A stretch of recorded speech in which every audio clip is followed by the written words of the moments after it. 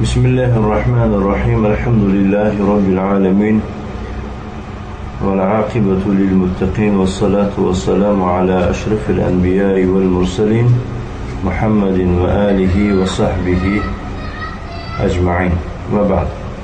وقال شيخ الإسلام محمد بن عبد الوهاب بن سليمان رحمه الله تعالى وأجزل له الأجر والثواب، وهو معرفة الله ومعرفة نبيه، هو والإشارة إلى العلم، إشارة بالعلم. وقال الشيخ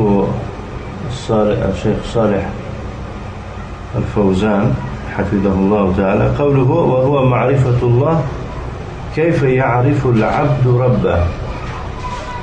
قول مؤلف که صاحب متن گفته است که مراد از علم شناختن الله است، شارح میگویم که کیف یعرف العبد ربه، یعنی بنده پروردگارش رو چی میشناسد. گفته سوال میدیم یعرفه بآیاته، او را به آیات هایش میشناسد، به نشانه هاش، یعنی مراد از آیات نشانه است. و مخلوقاته و به مخلوقاتش میشناسد. فمن آیاته اللیل و النهار، بعضی از آیات های او سبحانه و تعالی شب و روز است. و من مخلوقاته الشمس و القمر، و بعضی از مخلوقاتش آفتاب و ماهتاب است. این بین به معنی بعض است، وگرنه مخلوقات الله بسیار. كما يأتي بيان ذلك إن شاء الله، طوری که بیان این موضوع إن شاء الله میبید، یعنی به تفصیل میبید در درس‌های آینده. يعرف الله بآياته الكونية وآياته القرآنية. يعرف الله را میشناسد به آیات‌های کونیش، یعنی که این دنیا، و با آیات‌های قرآنیش که هر آیات‌هایی که نشانه‌ای که در قرآن آمده است. اذا قرأ القرآن عرف الله سبحانه انه هو الذي خلق السماوات والارض. چون قرآن را قرائت کند بنده میشناسد الله سبحانه و تعالی را که او، یعنی الله سبحانه و تعالی ذات است که خلق السماوات والارض، آسمان‌ها و زمین را آفرید. و انه هو الذي سخر ما في السماوات والارض، و اوست ذاتی که مطیع گردانید آنچه را که در آسمان ها و زمین است. مطیع یعنی که در زیر اطاعت شما، در برای خدمت شما گردانید، رام گردانده، یعنی که و انه هو الذي يحيي و يميت، و اوست ذاتی که زنده میگرداند و میمیراند. و هو على كل شيء قدير، و او به تمام چیز توانا است. و انه الرحمن الرحیم، و او اوست بخشاینده و مهربان. فالقرآن يعرف بالله عز وجل. پس قرآن خلاصه الله سبحانه و تعالی و الله سبحانه و تعالی معرفی میگرداند، شناس میگرداند. کسانی که مثلا قرآن نخونن، معنی قرآن نفهمند، دیگر کجا میدونن که الله چی گفته اونها. و انه هو الذي انعم علينا بجميع النعم، و او ذاتی است که به ما ارزانی داد جمیع نعمت ها را. انعم علينا بجميع النعم، تمام نعمت ها را به ما ارزانی داد. و انه هو الذي خلقنا و رزقنا، و او ذاتی که ما را آفرید و ما را روزی داد. فاذا قرأت القرآن عرفت ربك سبحانه وتعالى بأسمائه وصفاته وأفعاله. و چون تو قرآن را قرائت کنی میشناسی پروردگارت را سبحانه و تعالی را به نام و صفاتهایش و به افعالش. و اذا نظرت في الكون عرفت ربك سبحانه انه هو الذي خلق هذا الخلق. و چون نظر اندازی، یکی نظر کنی در این دنیا، در این کون، میشناسی پروردگارت را، ذاتی که او آفرید این مخلوقات را، خلقانه مخلوقات، و سخر هذا الكون، و این دنیا را، این کائنات رام گردانید. و اجراه بحکمته و علمه سبحانه و تعالی، تمام این کائنات جاری گردانید، روانه گردانید به حکمت و علم خودش سبحانه و تعالی. هذا هو العلم بالله عز وجل. این است مراد از علم و یا که شناختن الله سبحانه و تعالی. قوله و معرفت النبی، قول مؤلف گفت که شناختن پیغمبری است و محمد صلی الله علیه و علی آله و سلم، لأنه هو المبلغ عن الله عز وجل و محمد صلی الله علیه و آله و سلم از زیرون که او تبلیغ کننده است و که رساننده است شریعت را از جانب الله سبحانه و تعالی و هو الواسطة بيننا و بين الله عز وجل في تبلیغ الرساله. اوست واسطه بین ما و بین الله سبحانه و تعالی در تبلیغ رسالت، نه در دیگه چی. فقط در تبلیغ رسالت پیغمبر صلی الله واسطه شده میتونه، اما در وقت دعا کردن که او را واسطه گیرین نه.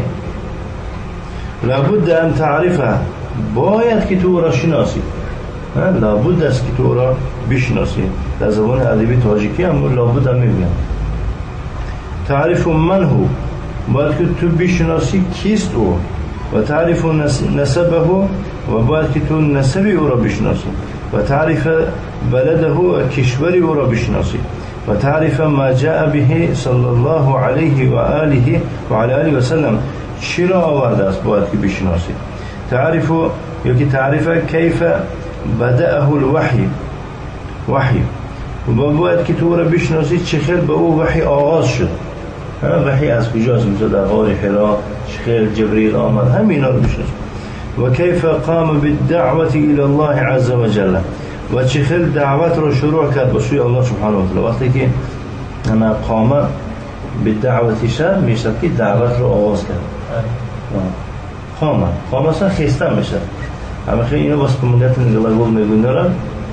قام بالدعوة دعوت کرد، مثال قام بالکتابة نویسن سر کرد، قام بالقراءة خواندن سر کرد، قام بالدعوة دعوت را سر کرد.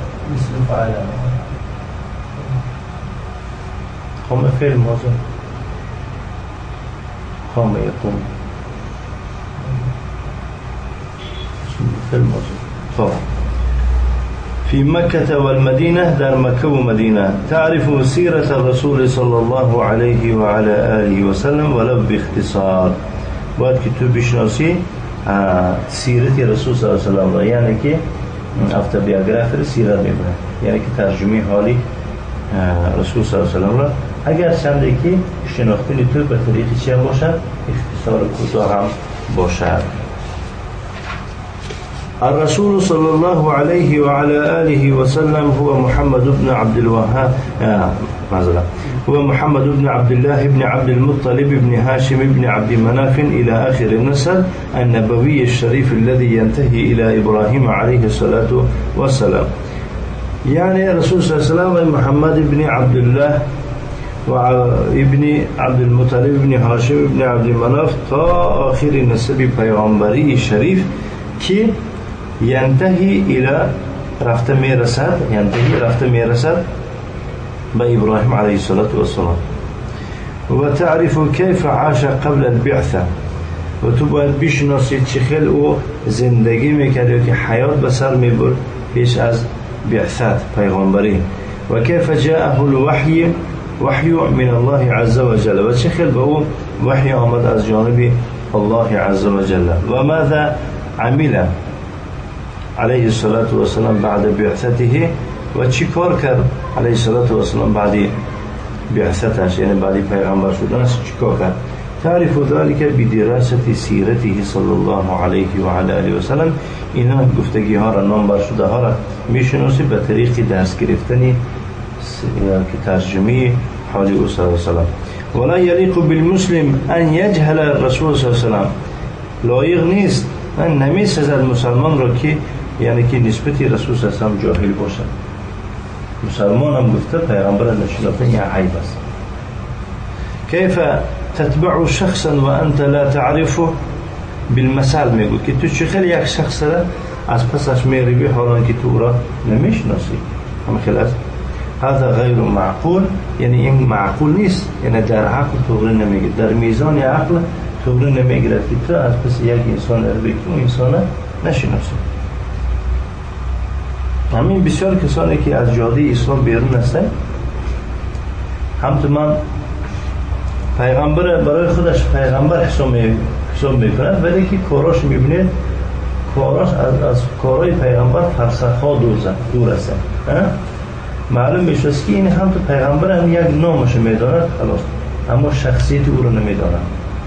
پیغمبر بدون او را عزت احترامش که نمیداند، برای ما میگه سنتاش به اهمیت نمیده، گفتش به پروان نمیدونه. اعوذ بالله من الشیطان. چنین کسی میگم که شخصی جاهل بر رسول. قول مؤلف که و معرفت دین الاسلام بالادله، شناختن دین اسلام است با دلیل.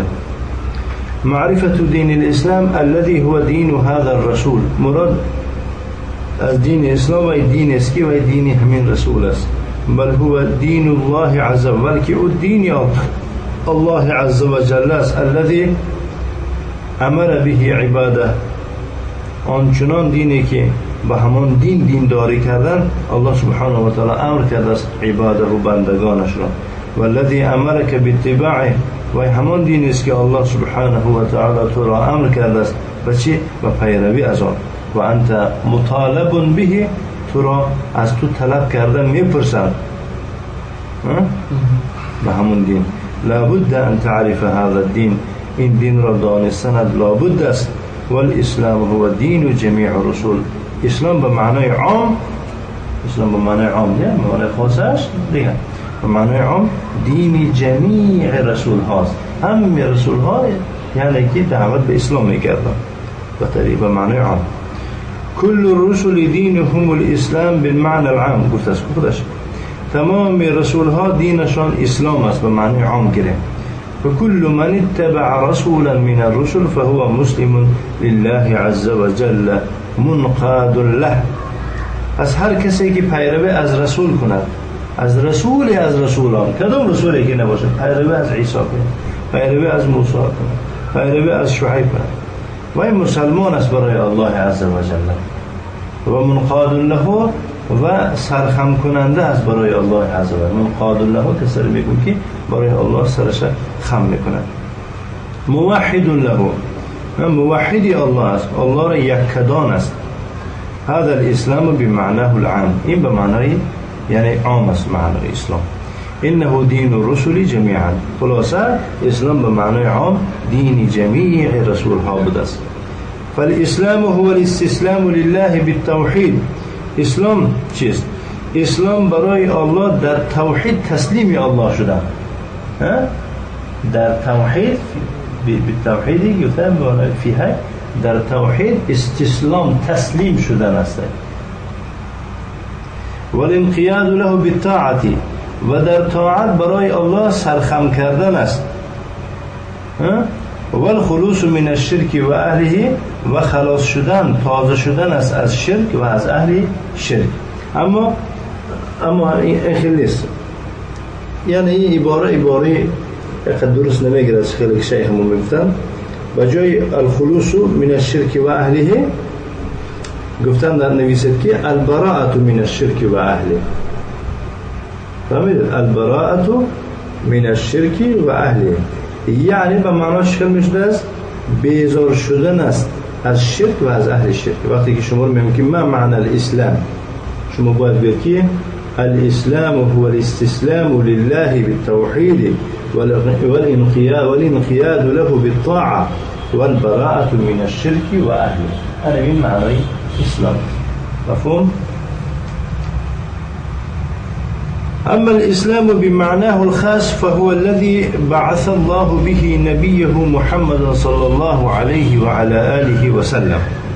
اما اسلام بمعنای خاص وی همان است که الله سبحانه و تعالی به همان پیغمبر محمد صلی الله علیه و سلم را فرستاده. یعنی در شما معنای خاصی اسلام در کار باشد، معنای خاصی وی از پیغمبر صلی الله علیه و سلم میگیره. هر چی که آورده این به معنای یعنی که اسلامی خاص است. لأنه بعد بعثة الرسول صلى الله عليه وعلى آله وسلم لا دين إلا دينه عليه الصلاة والسلام. چون که بعد از مبعوث شدن یا که فرستانیدن رسول صلی الله علیه و سلم یگان دین نیست مگر دین او. فهمیده؟ و وقتی که ما کدوم وقت اسلام همه اسلام قبول بود، پیروی از عیسی قبول بود، پیروی از عیسی پیش از پیغمبری ما. اما بعد از که پیغمبری ما صلی الله علیه و سلم که او مبعوث گردید، لا دین الا دین، یگان دین اعتبار نداره، قبول نیست غیر از دین. و طوری که الله سبحانه و تعالی در قرآن میفرماید که و من یبتغی غیر الاسلام دینا فلن يقبل منه وهو في الآخرة من الخاسرين. کسی غیر از اسلام یگان دین آیین قبول کنه، دین اسلام مونده، فلن يقبل منه، از چنین کس قبول نخواهد کرده شد. و هو فی الآخرة من الخاسرین، چنین کسی که اسلام مونده، دین و قانون الهی مونده، دیگه قانون ها را دید و دانست قبول کنه دیگه، و فی الآخرة من الخاسرین، در روز قیامت از گروه زیان بینندگان می باشد. و هو فی الآخرة من الخاسرین. والاسلام انحصر في اتباعه صلی الله علیه و سلم. اسلام میگوید محدود شد، اگر نیچین نه، فهمیده؟ انحصر معناش این که محدود شد. محدود منه چه؟ محدود یعنی گر رزمیت دارد، فهمیده؟ اسلام آخر محدود نباشد. دیگر یک آدم پیروی از عیسی میکنه که من به معنی عام اسلام قبول کرده یا میگوید من چی فقط گفتی شما رو کنم، من که گفتی عیسی رو ترسیده، گفتی موسی رو ترسیده، میگیم نه، اسلام انحصره یعنی محدود شده، یعنی اگر نیچه نهایی که همون گرانیست حدودش برومدی نه وحشا میشه. اکنون این محدود در چی میشه؟ اینه از کجا میدونیم که ما به گرانیست رسیدیم یا که گذشتیم نگذشتیم؟ فی اتباعه صلی الله علیه و آله و سلم، در پیروی او صلی الله علیه و سلم. این ما حد حدودش نمیدونیم مگر به کدوم وقت پیروی از پیغمبر میکنیم. پیغمبر حضرت اسلام می آموزی، میفهمی چی گفته در قرآن، چی معنی داد کرده. الان فلا يمكن لليهودي أن يقول أنا مسلم أو النصراني يقول أنا مسلم بعد بعثة النبي صلى الله عليه وعلى آله وسلم. ممكن نیست برای یهودی، یعنی یهودی، شخص یهود حق ندارد که گوید من مسلمانم، او نصرانی یا که نصرانی گوید که من مسلمانم، و یا که میتونستم گفتن این گفت در زمان خودشون. در زمان حضرت موسی میتونستن یهودی ها گفتن، در زمان حضرت عیسی میتونستن گفتن نصرانی ها، اما اینا امروز گفتن نمیتونن. برای چی؟ بعد بعثت نبی صلی الله علیه و بعد از پیغمبر شدن محمد صلی الله علیه و آله و سلم. و هو لا یتبعه، من مسلمانم گفته پیروی از اون نکند، نمیتونه گفتن. فالاسلام بعد بعثت النبی صلی الله علیه و هو اتباعه صلی الله علیه و خلاصه اسلام بعد از پیغمبر شدن محمد صلی الله علیه و سلم این پیرو شدن از اوست.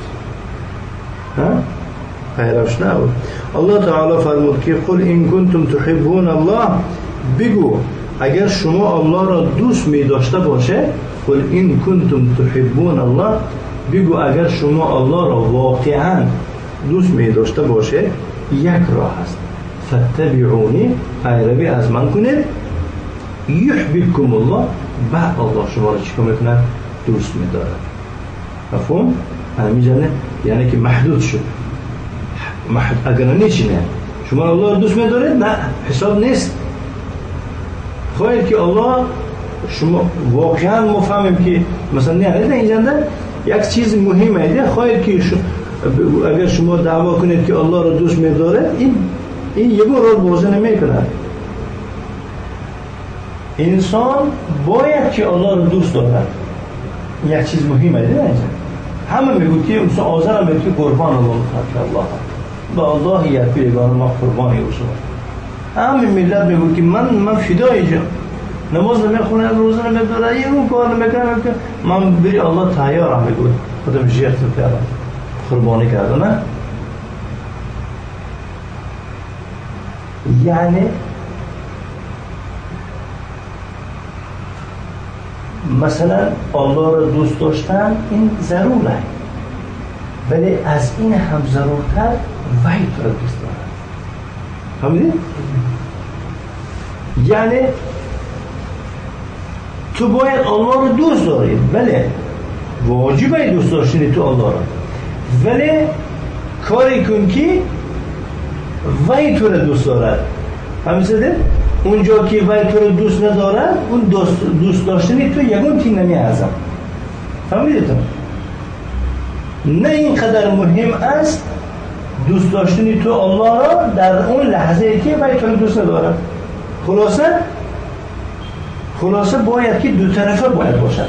وقتی که تو دوست می‌داری الله را، باید که تو حس کنی که وی تو رو دوست داشته. خیلی نه که یکش دوست داشته یکش مثلا تصور برای بین انسان ها یکش مثل عثمان دوست نداره، مثلا معروف مثل عثمان دوست نداره، بس سبب بچه باید که تو مناسبت نکرد دایر معلوم است که تو هم دوست داری ولی باید تو دوست نداشته. انا خواهی که امون دوستی تو واقعی شود کاری کن که باید تو دوست داره. انا معلومه تو عثمان دوست داشته، عثمان در تو چی نغزی کرده؟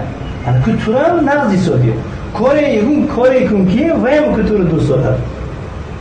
چخیلی که نغزی های عثمان در تو رسی سادی هم که تو باید دوست داشته هم خیلی کرده. کاری کن که نغزی کن که عثمان هم تو رو دوست داره. هم خیلی و آدمایی که میگن که من قربان الله شدم و الله یک رو فایده کرده، بازارش رواج یافتگی، پول و مال و پیسه صحت سلامتش نه، الله یکو کمبودی ندیده. برای ما دائم شبم باشد روزم باشد من الله دوست میدارم. این آدما دوستاش دروغ هستن.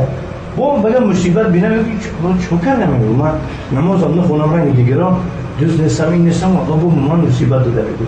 هیچ دائم این کسات در تقدیر نیکی الله خرسنده.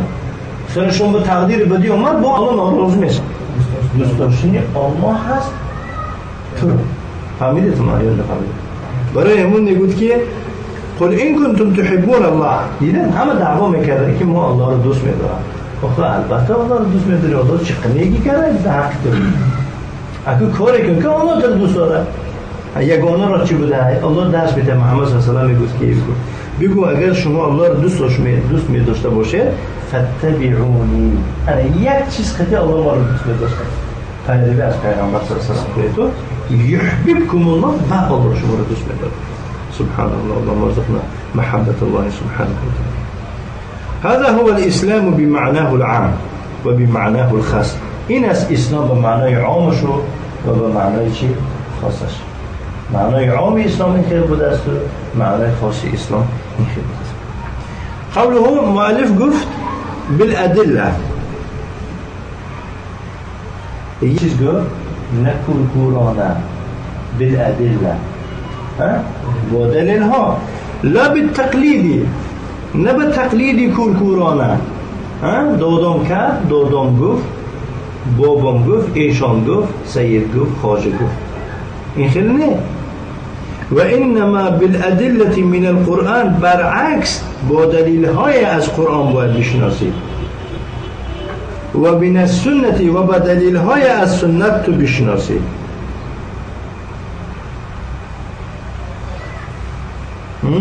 هذا هو العلم. انا مين اسال علم همین است. علم باید بشه یعنی که الله خاطر الله رو شناسید و دلیل از قرآن و دليل السنة كما نسأل. قال ابن القيم في الكافية الشافية. ابن القيم رحمه الله تعالى در كتاب كافية شافية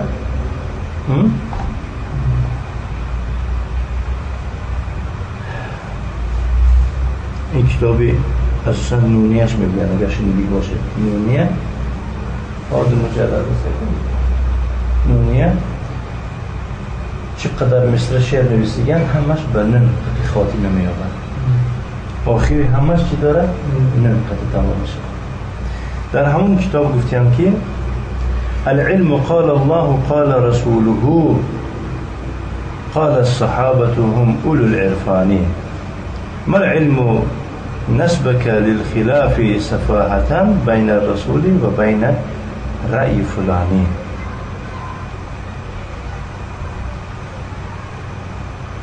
میگوید که علم چیست؟ ابن قیم گفتیسن شاگرد ابن تیمیه میگون که علم چیست؟ علم قال الله است، قال رسوله است و قال الصحابه. علم همینه. علم سه چیزه میگون. گفتی الله گفت زن با که معین دارم، گفت های پیغمبر گو حدیث گفت زن با موگه که تو علم داری، گفت های صحابه ها گفت زن که صحابه ها طلب های پیغمبر بودن. نه همون صحابه ها رو پرداخته تا ما از صحابه تو رو گفت زنیم تو از امام اعظم گفت زنیم، ما از صحابه گفت زنیم تو حسن بصری گفت زنیم، ما از صحابه گفت زنیم تو ایشون گفت زنیم. آخه علم چیست؟ این علم نیست. ما این علم هستم. علم قال الله قال رسوله و قال الصحابه هم اولو العرفان. اونا صاحبان معرفت هم. اونا به سواد کور نبودن رنگی ما. اونا چی بودن؟ اولو العرفان. اونا صاحب علم بودن، صاحب معرفت بودن. این صحابه ها هم عصر پیغمبر صلی الله علیه و سلم بودن، هم خیلی بهترین از عصر پیغمبر صلی الله علیه و سلم است، بهترین از عصر صحابگان است. و این صحابه ها از همه نزدیکترین اشخاص هستند به فهمیدن کتاب و سنت رسول صلی الله علیه و سلم. فهمیدید؟ کتاب اگر چنده که ما هم امروز به زبان عربی فهمیم هم که باید که فهمش ما طبق فهمش صحابه باشه. باید در یک زمانی بودن که جبریل رفت آمد کرد پیش پیغمبر صلی الله علیه و آله و هم تفسیرش همون نظم میفهمیدن. برای همون هم اول العرفان هستن، در علمی در یک منبع های این داخل میشن، سرچشمه این داخل میشن. برای همون اونها چه اهل علم و اهل فقه هستن. انا سه مصدر بوده است. این بیسوادیه. همون بیسوادی همون علم نداشتن صحابه یکون نکاری نادرستی نکرده. الله سبحانه و تعالی در قرآن میگه که رضی الله عنهم، الله از اونها راضی شده. بی علم هم باشند که الله گفت که ما از اونها راضی شدیم. در جنگ پیغمبر پرتافتن، گریختن، پیغمبر پیشانش کفاندن، از پاش خون جاری شد، دندان مبارکش شکست، غیر از علی و دیگه خیشتبار دیگه صحابه حضرت عثمان گریختن برفتن. علم داشت نداشت گریختن برفتن. امروز شیعه ها دستگیری میکنن میگن که پیغمبر پرتافتن. اگر همین قطعی ساکت میشد حدیث مانده میشد، ولی با اینا خلیفه شدن. با برزمین الله سبحانه و تعالی میگه در ساعتهای مشکلی تو رو پرتافتن و گریختن به الله تعالی. همون خد در ارهام، همون خد در مجلس تو میشستگی ها. الله سبحانه و تعالی چی گفت؟ الله اونا رو عفو کرد. الله از اونا راضی شد. یگون چی کاری کرده باشد؟ پیغمبر 10 کیلومتر پرتافته گریخته باشد هم که در نظر ما گردش کن، ولی اعتبار چیست؟ اعتبار رضایی الله است، بخشش الله است. لیکن من شما را الله در یگونجا خبر نداده که ما تو رو بخشیدگی همه گشتنگ پروانه کنم. به همه قسمت داری ها ما که با صحابه ها رو با بی‌ثبات گفته ایسادیان هم بدبخت ها، صحابه ها رو بی‌ثبات گفتادیان، همون بی‌ثبات بودن صحابه ها رو الله تعالی گفتی بخشید. لیکن به همین سواداری منش ما رو نگفت از الله تعالی خدا. خلاصه نمی سه مصدر بود است. فهمیدید؟ مصدر علم، سرچشمه علم در این شعر، در این نظم ابن قیم رحمه الله تعالی شاگرد ابن تیمیه خبر داده است که علم سه چیز، سه اساس سرچشمه شما علم میگیره، از قرآن، از حدیث و صحابگان. خب نگه نداده دوامش چی میگم؟ العلم قال الله قال رسوله. قول ما شعر میخوانده. علم چیست؟ علم قال الله هست، یعنی که قرآن است. قال رسوله است، یعنی سنت است قال الصحابه، گفتی صحابه ها علم همین سه چشم. بس صحابه ها وصفشون میگه که هم اولو العرفان، اونا صاحبان علم و معرفتن، اونا هم اصل پیغمبرن، بهترین اصل. اونها نه از کتاب سنت میفهمیدن، اونها زبونشون تازه بود. حالا امروز رو بره بکی وقت گفت زنه قرآن بزرگ نکنه و تو زبانشون فرانسوز انگلیس شده. این عربا به این روز به این بلا گرفتارند با اون حجم های موکول. این عرب ها را شیطان چقدر راه زده با وجودی که زبانشون زبان قرآن بود، زبانشون زبان پیغمبر صلی الله علیه و سلم بود. اینقدر از اسلام دور شدن چقدر بیسادیم. با شما چی میگید اون حال تاجیک و اون ازبک و اون قزاقی که مثلا خودش دعوا میکنه گوه که من علم دارم حرف زاده اعلام نمیکنه، با صحابه ها رو طعن میزنه، خصوصا شیعه ها علیهم من الله من استحق. ما العلم نسبك للخلاف، یعنی این علم نیسته، این بی علمی است. میگوید که تو خلاف و بحث کنی از بیخیردی در پیش پیغمبر و در بین رسول و بین فکر فلانه. یعنی ما العلم نسبك للخلاف، علم نیست قرار بگی تو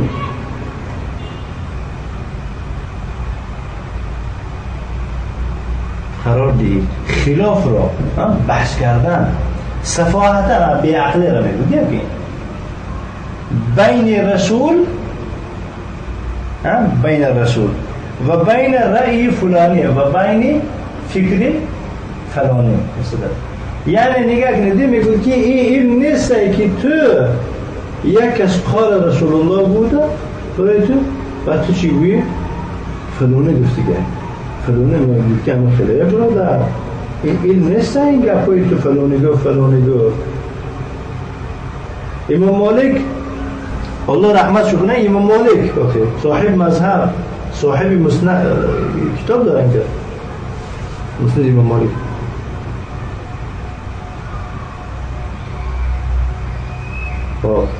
چی میگویم؟ میگه از کیا؟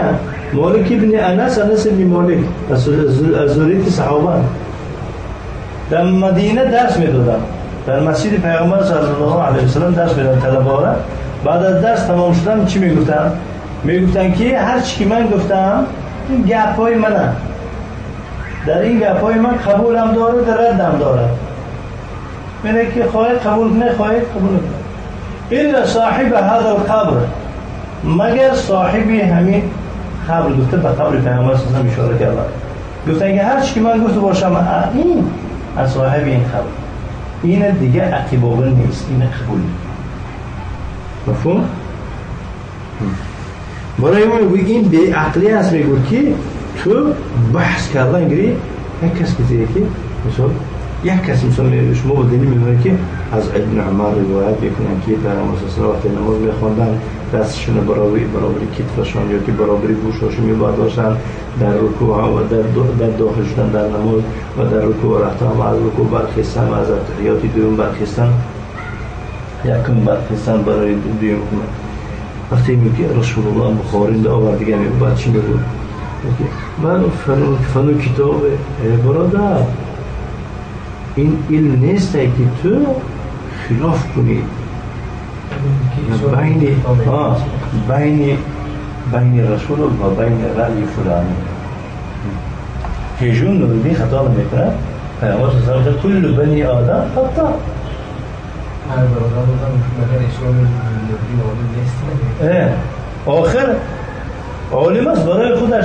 آخر جناب پیامبر صلی الله علیه و گفته است که کل بنی آدم خطا. اگر ایشون نوردی از بنی آدم باشد و از دیگه الیمنت باشد فرزندان آدم باشد باید خطا کند. چی اگه ایشون نوردی نگفته خطا نمیکنه؟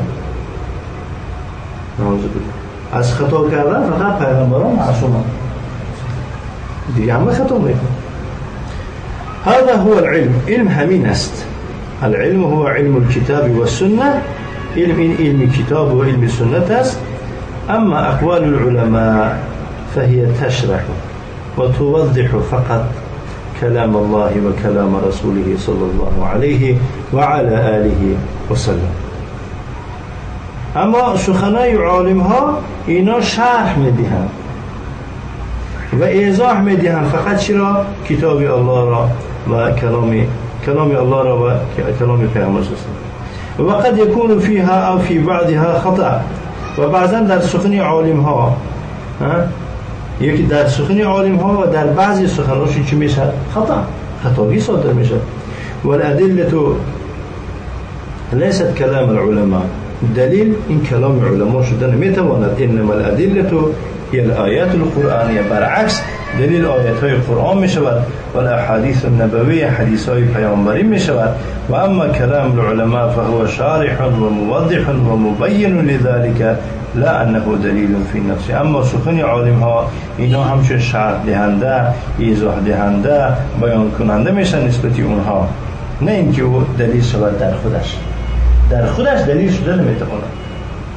هذه هي المسألة الأولى. إن بود مسألة يكم وهي الأساس، إن أساس بدأ بها الشيخ رحمه الله، شيخ محمد بن عبد الوهاب بن سليمان الله رحمة الله، يعني كي آغاز كردس بهمين يكم مسألة، لأنها هي الأساس. شرع لأنك أساس. وإنما يبدأ بالعقيدة وبالأساس بالتعلم والتعليم والدعوة إلى الله عز وجل. چونك آغاز کرده می شود به عقیده و به اساس. در چیز آغاز کرده می شود با عقیده و با اساس. به تعلمی، در درس گرفتن و در تعلیم، در دیگران را تعلیم دادن، درس دادن و دعوت کردن به سوی الله سبحانه و تعالی. یک کسی درس میدی یا که یک کسی چیکار میکنی، یا که خودت درس میگیری یا یک کسی درس میدی یا کسی به سوی الله میخوانی، یک کم دعوتی که باید که به چی آغاز شود؟ به توحید الله سبحانه و تعالی. یبدأ بالعقیدة، بعقیده آغاز میکند هر یک داعی، لانها هي الاساس و هي الاصل والاساس، چون که عقیده این اصل و این اساس است. این بود یعنی که چیز یکم مسئله از 4 مسئله. و هر انسان دوام میده.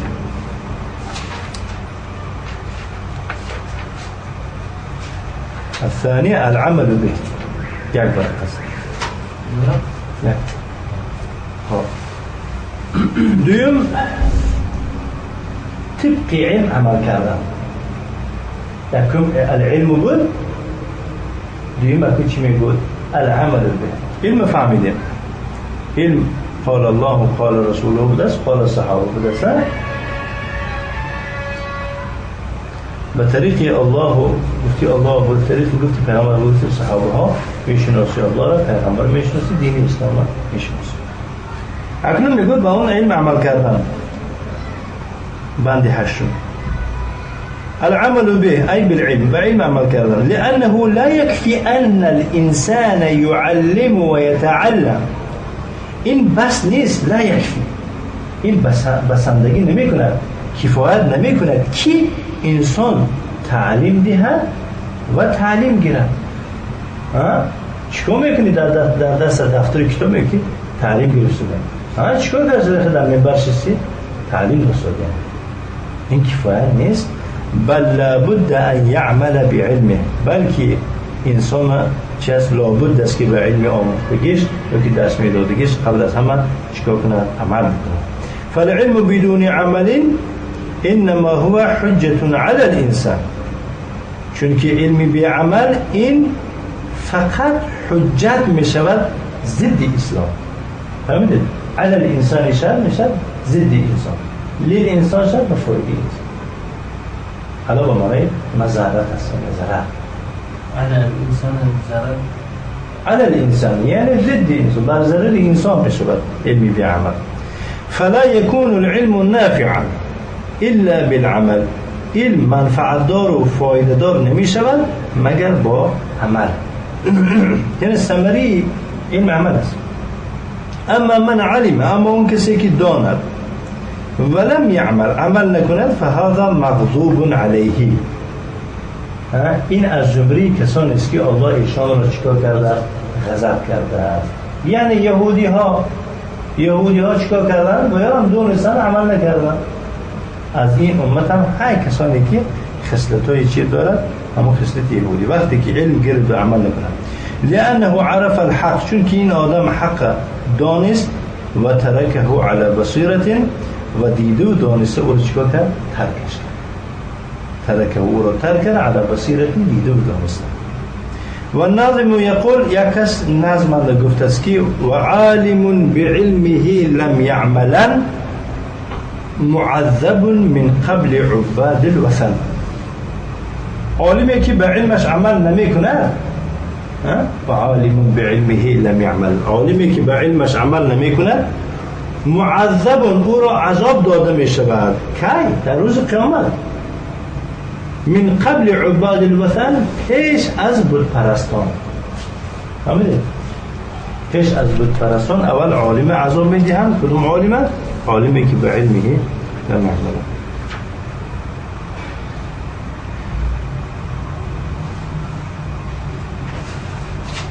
سفیان ابن عیینه گفتیم که از علمای ما کسی که ویرون شود، فساد شود، در اون عالم مشابهت با یهود است. فهمیدید؟ از علمای ما گفتیم، از علمای ما کسی که ویرون شود، عقیدهش ویرون شود، از جاده اسلام بیرین برامده کار کردن گیرد، در این چی است؟ شبیه بالیهود. در درون وی همون اخلاق و رفتارهای یهودیت هست. در تحت آیت غیر المغضوب داخل میشه. و در تحت آیت مغضوب هست. و کسی که از عابد ما، عابد میدن مسلمان عادی بی سواد لیکن ویرون شده دیگه، همین عابده با خودش مسلمان دعوا میکنه، فاسد و رسوائی نداره. در چنین آدم چیه؟ شبیه نصرانیت هست. اینی که گفتیم سفیان ابن عیینه. سفیان ابن عیینه کدوم؟ عابدی که مثلا بی سواده و فسادی باشد، در وی شبیه، یعنی که یک ماننده است از مانندی هایی که نصرانی ها. بله، این سفیان ابن عیینه گفتیم. سفیان دو تایده، سفیان ثوری میگویند. سفیان ثوری در دوره ابو حنیفه اینا گذشته، سفیان ابن عیینه اینا پیش گذشتگی هم. فهمیده؟ سفیان ابن عیینه این الحمیدی درس گذاشتیم که باید داره. الحمیدی را عقیدش گذاشتیم که عبدالله ابن زبیر خواندم، یا عقیدش در ماه رمضان صحرا درس کردن که شیخ ما انا استاذی همو حمیدی میشن. الحمیدی عبدالله ابن زبیر، استاذشون که سفیان ابن عیینه. ها بعد همونج شیخ ما خوندن گفتن که روایت میکنن از سفیان گفته میبره، این سفیان ابن عیینه را در نظر دارد. الله اعلم بالصواب. و هذا مذکور فی الحدیث الشریف، همین شعری که گفتیم که خوندیم ناظم گفته است، ذکر شدگی است در حدیث. ان من اول من تسعر بهم النار يوم القيامة عالم لم يعمل بعلمه. بدرسته از اولین شخصانی که به اونها آتش را در روز قیامت گیران کرده می شود، تسعر در گیرانده می شود، اولین کسانی که آتش را به اونها در گیرانده می شود عالم است که به علمش عمل نکرده است. این حدیث اخرجه الترمذی و هو حدیث طویل، گفته حدیث دراز بود است که در او اومده است که اولئک الثلاثه، اون سه طایفه انسان ها، اول خلق الله، اولین خلق الله هستند که تسعر بهم النار، به اونها گران کرده می شود، یعنی اونها رو سوخته می شود در آتش در روز قیامت. من حدیث ابی هریره رضی الله عنه. نعم. سه طایفه آدم ها رو گفته گردیه. یکی از همون سه طایفه حوالی مسکی به علمش العلم مقرون بالعمل. علم نزدیک به عمل است. قرین گفته همنشین، همدم. والعمل هو ثمرة العلم. عمل چی است؟ این ثمره و نتیجه و میوه علم است. علم میوهش کی میخوری آدم؟ وقتی که عمل کردن تونی. فعلم بلا عمل كشجرة بلا ثمر. پس علمی به عمل به مثال درختی بی میوه است. هم جور بند میکنی میسه اگر آدم بعد اخیرون چکارش میکنی؟ تبر میگیری میبریش حالا باش میکنی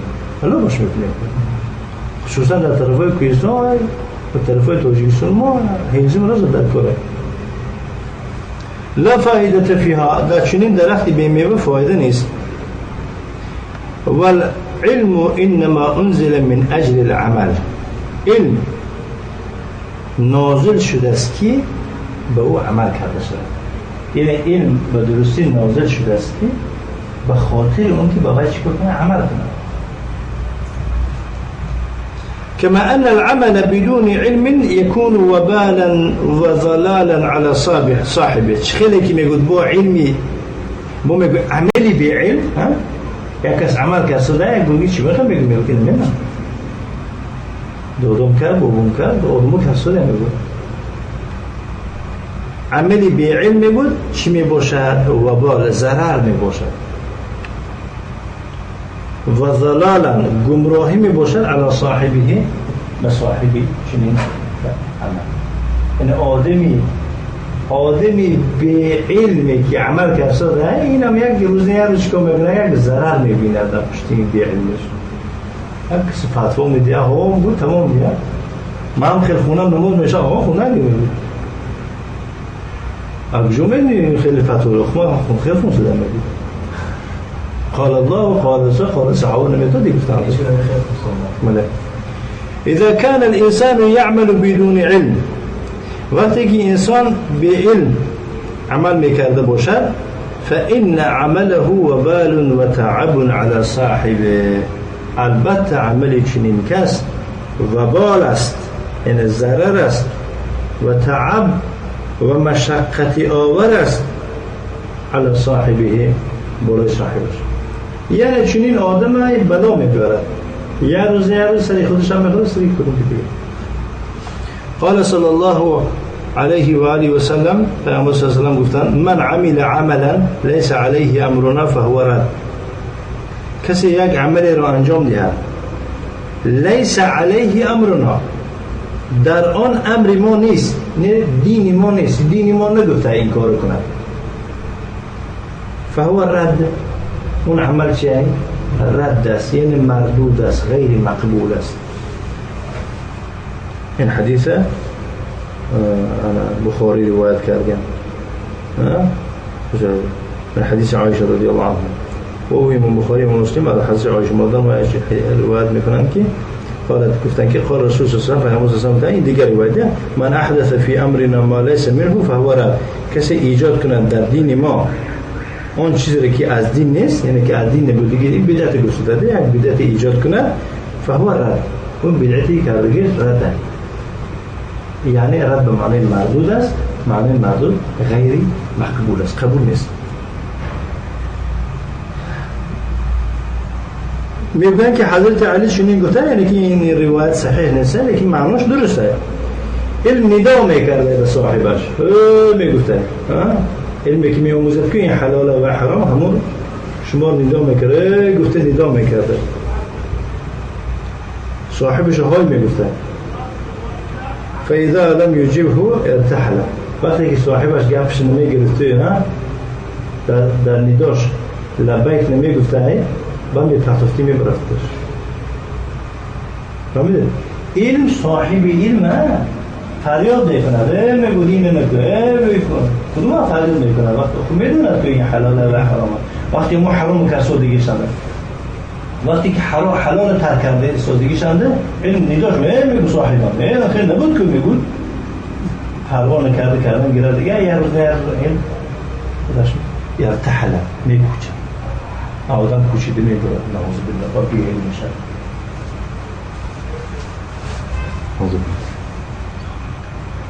ولهذا نقرأ في الفاتحة في كل ركعة. شیخ میگون که برای خاطر همین است ما در هر یک رکعت نماز در فاتحه میخوانیم که اهدنا الصراط المستقیم، ما رو برای راست هدایت فرما. هدایت دو معنا میده، نشون دادن و به معنای توفیق دادن. یعنی این همین معنا را در بر گرفته. ما را هدایت کن برای راست، یعنی راه راست اول نشون بده و فهمون ما این راه راسته و توفیق مده که به این راه رویم. فهمیده؟ اگر راه راست مراد از راه راست کیست؟ چیست؟ صراط الذین انعمت علیهم، این همان راه است که تو نعمتت به اونها ارزانی دادی. الله در قرآن چی میفرماید بچه؟ من الذين انعم الله عليهم انعم الله عليهم من النبيين والصديقين والشهداء والصالحين وحسن اولئك رفیقا. چقدر تقول کسانی که نمیدونید اینها کی هستن؟ این راه پیغمبران، نبیین و صدیقین راستگویان و شهدا راه شهیدها و صالح راه صالح. الله میگه که و حسن اولئک رفیقا. در رفیقی چنین طایفه انسان ها چه خوب است. یعنی که در شما در راه الله و رسول زف نمیشوید. برای چی؟ چون که این شما یک راهی را طلب کردید که گردتون پر است که به این راه پیغمبران رفتگی‌اند. این راه غربت غریبی نیست. این راه گرچه که برای دیگر راه غریب توبه دیگر، برای من شما این راه خطی پیغمبران رفتگی‌اند، صالحا و شاهدا و صادقا رفتگی‌اند. و الله میگه که اگر رفیق شما چنین آدم باشه، چنین طایفه انسان ها باشد، حسنی چه خوب است. تو تصور کنید که در جنت الله تعالی همسایتون رفیقتون پیغمبر میکنند صالحان. یک از گفت یا رسول الله، یک انسان شما را دوست می‌دارد، بعد اخیرا قیامت اندر شما سلام نامه به پیغمبر، جای شما جای بلند دیگر، ما پیغمبر نه عادی دهقان باشیم، یکی دوست رو می‌داره میکنه، اخیر جدا میشدیم. پیغمبر صلی الله علیه و آله نه، المرء مع من احب، انسان به دوستدارش میشه. در دنیا کسی بسیار دوست می‌داشتی، در قیامت همراهی بود میکنه. خونه جای زندگیش در اون جای بلنده، لیکن الله امکانیت میده برای خاطری که تو دوست می‌داشتی پیغمبره، این پیغمبر است. این خیلی نباشه اگر ما پیغمبران رو نبینیم، اگر در روز قیامت برای چی بعد در دنیا فریب میشن نعوذ بالله. پیغمبر اصلا در حدیث صحیحش رو میفرماید که انا و کافل الیتیم، من و یتیمبان در جنت انا میخیل هستیم. گفته اشاره به دو انگشت رو کردم، یعنی انا میخیل نزدیک هستیم. دو انگشت من چقدر نزدیکی دارم بین هم دیگر؟ دوره؟ هرگز دور نیستم. من و کفیل یتیم، یعنی یتیمبان، یتیم به کار گرفته، یتیم نگه امور ملکش اختیار کرده، سرش سیله کرده و وای رسولگی آدم جنت هم با همراهی من نمیشه میشه. معلوم میشه است که بعضی اعمال بود است که من شما به پیغمبر و مصالحان نزدیک میکنه. برای ما در نماز دارم غیر المغضوب علیهم، اون راهی که ما از تو درخواست کردیم و راهی کسانی نیست که تو غضب کردی به اونها. علما گفتن یهود مفسران. ولا ضالین، اون راهی که ما طلب کردیم و راهی کسانی نیست که اونها گمراه شده باشند و این نصرانی ها هستند. فسمى الله الذين يعملون بدون علم الظالم. الله سبحانه و تعالی نامید کسانی را که عمل میکنن بدون علم، به علم، الظالم، گمراهشون گفت. والذین یعلمون، علم دارن، ولا یعملون، عمل نمیکنن، چیشون گفت الله؟ بالمغضوب علیهم، غضب کرده شده برایشون. فلنتنبه لذلك، ما باید نسبتی چنین آیت وقتی قرائت میکنیم در نماز دقت باید دهیم. فلنتنبه، ما باید دقت دهیم. فإنه مهم جدا، بسیار مهم است. و شیخ ما در گفتن خلاصه از گفتی شیخ در بین مردم دو طایفه انسان است که از هر دو طایفه ما مرور نکنند. یا طایفه است که علم نداشته عمل میکند مثل نصرانی ها، یا علم دارد و به علم عمل نمیکند. و شیخ وقتی که ما درس گرفتیم، شیخ محمد بن ابراهیم الله محافظت کند، گفتن که با سیم طایفه هم هست، نه علمی آموزد نه عمل میکند. این شما بس باید نه عمل میکند نه علمی آموزد. اون یکم طایفه علم دارد و عمل نمیکند، عمل میکند علم ندارد. این سیم طایفه نه علم دارد نه عمل میکند، هم تو یک میگردد و تسرسو میگون، یعنی که خوش بکن. انا این تمام شد، نیم ورق دیگه به دست اینش میگیره ساعت پنجی خودی؟ نه تو این طرف، تو این دایه أكنون الدعوة إلى العلم. الثالثة الدعوة إليه. سيوم مسألة از چهار مسئله که شیخ گفت که یجب علینا تعلم اربع مسائل گفت، سیومش دعوت کردن است به سوی چه؟ به سوی علم.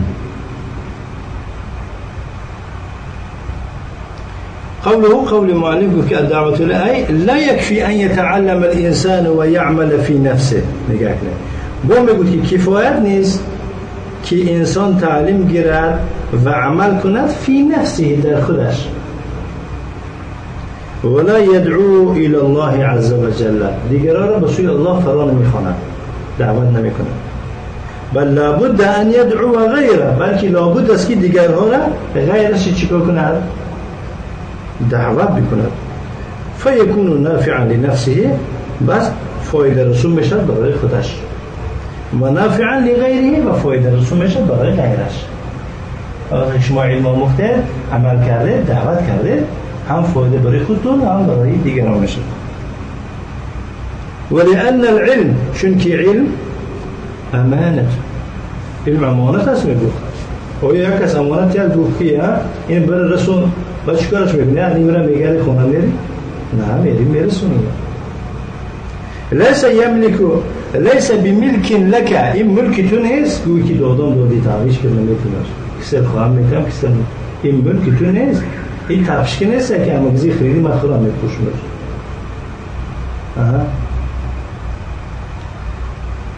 تخت زینه هو را خزینش کنی، تختش کنی، انبارش کنی، قلف کلیدش کنی، محکمش کنی. نه، این ملک تو نیست. و تحرم الناس منه، مردم از اون محروم کنی. و تحرم الناس منه، آدم را اول چیکار کنی؟ مردم محتاج علم، تو علمت خزینه کنی. و الناس بحاجة الیه، خصوصا مردم محتاج او. فالواجب عليك التبلیغ والبیان و دعوة الناس الى الخیر، واجب است بر تو تبلیغ کردن، برده رسوندن و بیان کردن و دعوت مردم به سوی خیر. هذا العلم الذي حملك الله ایاه، این همان علم است که الله تعالی او را بالای تو بار کرده است. فهمیدید؟ این همان علم است که الله سبحانه و تعالی او را چیکار کرده؟ بالای تو حمل کرده. این دادن نداده، این الله داده. لیس وقفا علیک، این وقف بر تو نیست. یک کس مثلا وقف میده چیه؟ یک کس یک کتاب میبیاره میگوید که این کتاب وقف است برای طالب علم ها، غیر طالب علم گرفتن استفاده برای همه داره.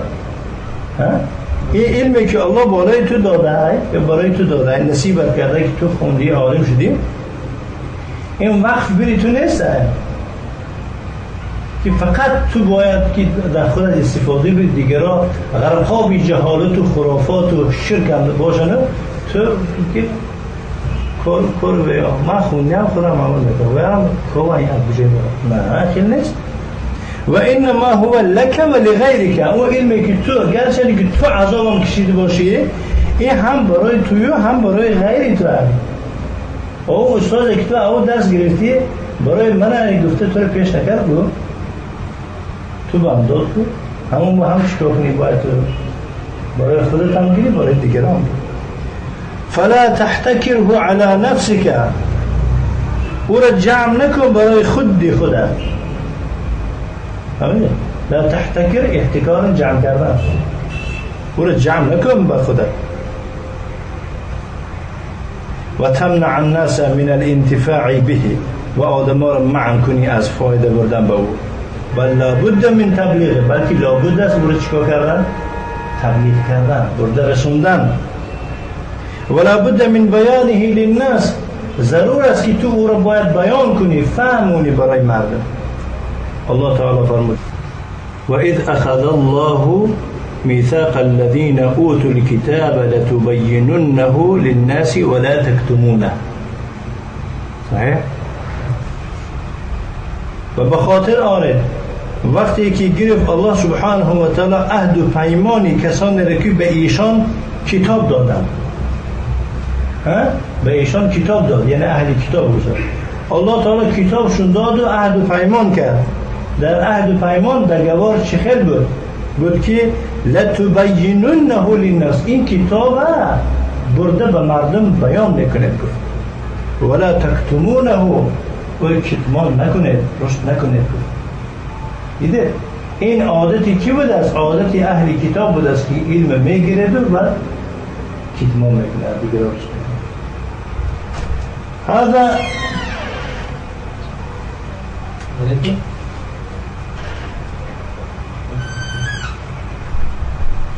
هذا میثاق اخذه الله على العلماء، این عهد و پیمان است که الله بر عالم ها او را اخذ کرده، گرفته یا که بسته. این عهد و پیمان است که الله تعالی بالای عالم ها او را بسته که ان یبینوا للناس، برای مردم خب نشینند، بیان کردن گیرند ما علمهم الله، چرا که الله تعالی به اونها تعلیم داده است. من اجل ان ینشروا الخیر، ینشر الخیر، به خاطر نشر خیر، به خاطر پهن کردن خیر. و یخرج الناس من الظلمات الى النور، و به خاطر برآوردن مردم از تاریکی های جهالت به نور ایمان، به نور سنت. و هذا عمل الرسول علیهم الصلاة والسلام، این عملی همه رسولان است علیهم الصلاة والسلام و من اتبعهم، و عملی کسانی که پیروی از اونها کردند. الله تعالی گفت که قل هذه سبیلی، ای محمد بگو، ای پیغمبر بگو این است راه من همین است. ادعو الی الله، دعوت کردم، دعوت میکنم به سوی الله. علی بصیرت، یعنی که با حجت، با علم. انا من و من اتبعنی، و کسانی که پیروی از منم. دیده پیروی از پیغمبر شدن با مجبوری تکابری دعوت کنید. و سبحان الله، پاک است الله. و ما انا من المشرکین، من از طایفه مشرکان نیستم. هذه طریقة الرسول صلی الله علیه و علی آله و سلم، این است اسلوب رسول صلی الله علیه و سلم و اسلوب اتباعه، پیروان او. العلم والعمل والدعوة الى الله عز وجل، علم آموختن و عمل کردن و به سوی الله عز وجل فراخواندن، دعوت کردن.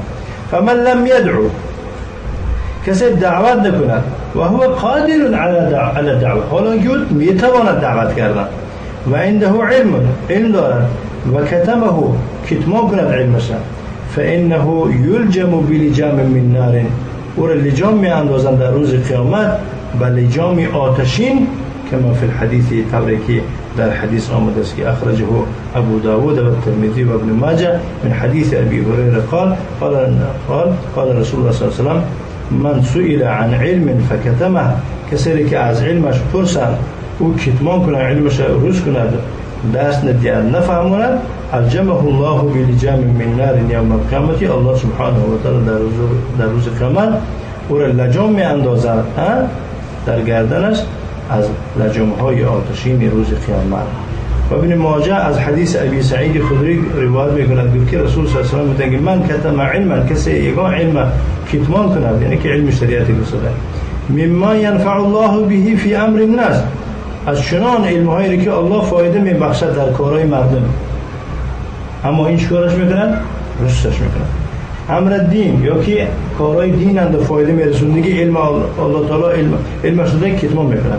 الجمه الله یوم القیامت بلجام من نار، الله تعالی در روز قیامت او را لجام میاندازد با لجام آتشین. و صلی الله وسلم علی نبینا محمد و آله و صحبه و سلم تسلیما مزیدا.